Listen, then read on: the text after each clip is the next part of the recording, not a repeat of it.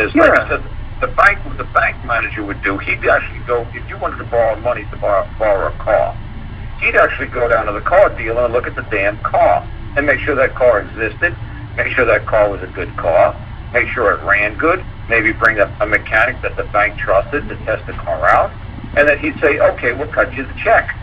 The same thing with the house. So the bank manager would go down to the architect, or tell the architect to appear in the bank, so you'd have to appear in the bank with the architect. The architect would have to say, I'm going to use 10,000 nails, 63,000 square linear feet of board. He'd have to say, I'm using 3 miles of pipes, and he'd have to show him the itemized statement of the bill of what all these parts are going to cost to build a house. And he'd say, well, it's going to be $10,000 on parts and $10,000 on labor. And then the bank manager would say, no, you could buy this from Bob's hardware store for half that price. You come back with a proposal for $15,000 and we'll give you the loan for the house. See, so the bank used to protect you. And the bank would help you secure a loan for you with these architects or with these car companies, so you weren't being screwed by the car companies or by the real estate people. So nowadays, they don't protect you. So what they do is they let you buy a house for $500,000. And all there is $50,000 worth of parts and $20,000 worth of labor, and a real estate guy saying, no, give me $500,000 for a $70,000 house, and you do it. The bank doesn't protect you anymore. So, like I said, it used to be great when the bank actually cared. They can save their money, and they can go down and buy a house with cash. Right. Right. The people that save their money, if they would save their money, buy with cash, or they would just say, how many feet of board did it take to build that house? And then say, okay, that's $20,000 worth of wood. How many bricks? $10,000 worth of bricks. How much plumbing? $10,000 of plumbing. Yeah, okay, $40,000. I'll give you another $40,000 in labor. I'll give you $80,000. And then the real estate lady says, no, that's worth $1 million. And you said, where the hell do you find $1 million in an $80,000 building?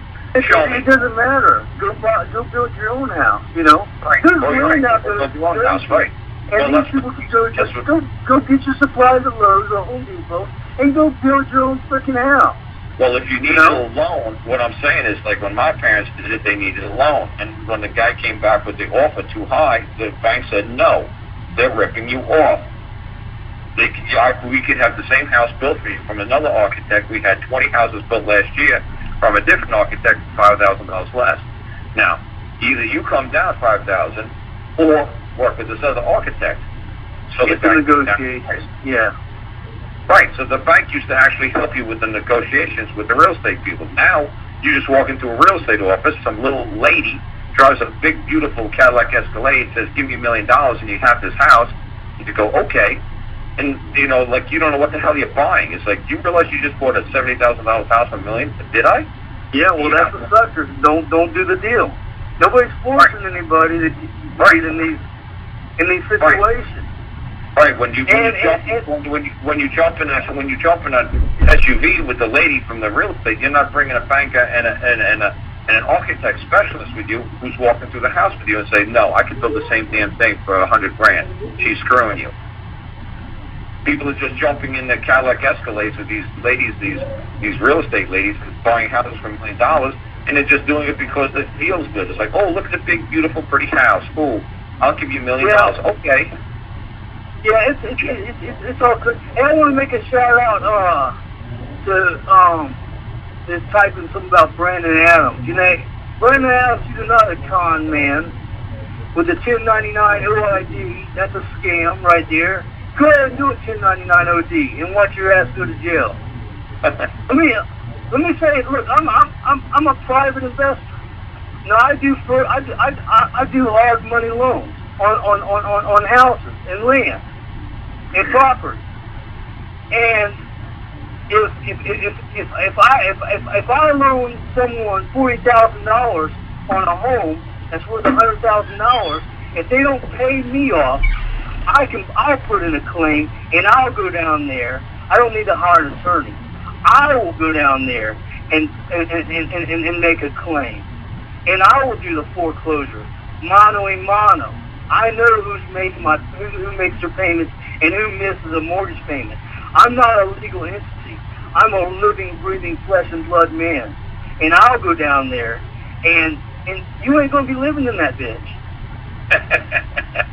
Well, that's a good style. But honestly, what happens if the guy says, see, the best I could do is $50 for the next 20 years? What would you say to him?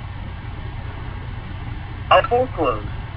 Yeah. Well, that's I don't what I'm have to saying. agree to $50. See, if you agreed to pay me $750 a month, and you can no longer pay $750 a month, well, auction the property.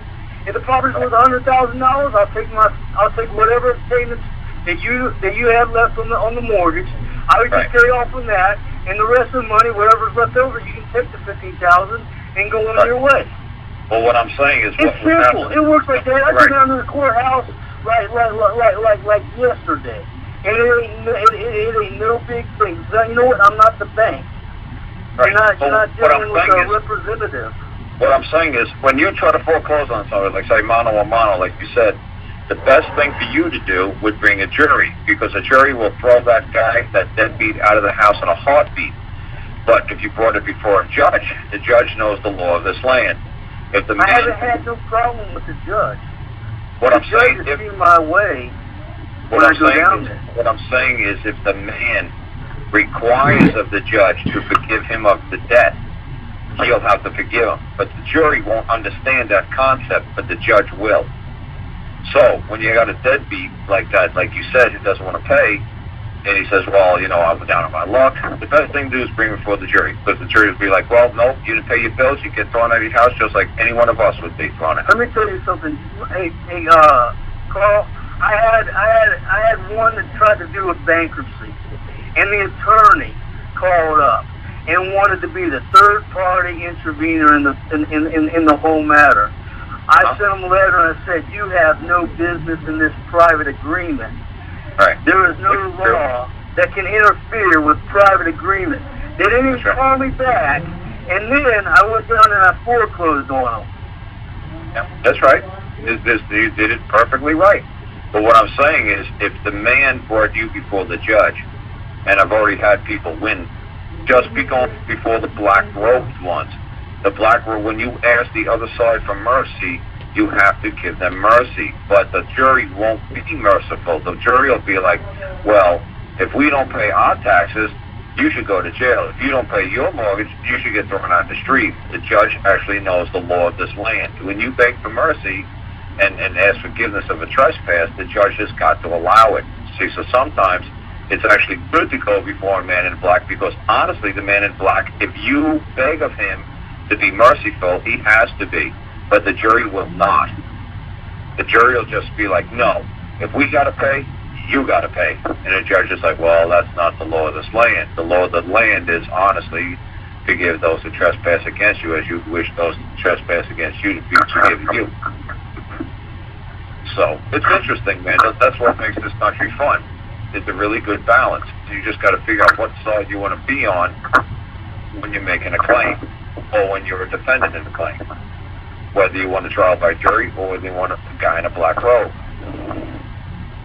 So, I mean, that's what makes this fun. That's what makes these phone calls fun and these shows fun. And we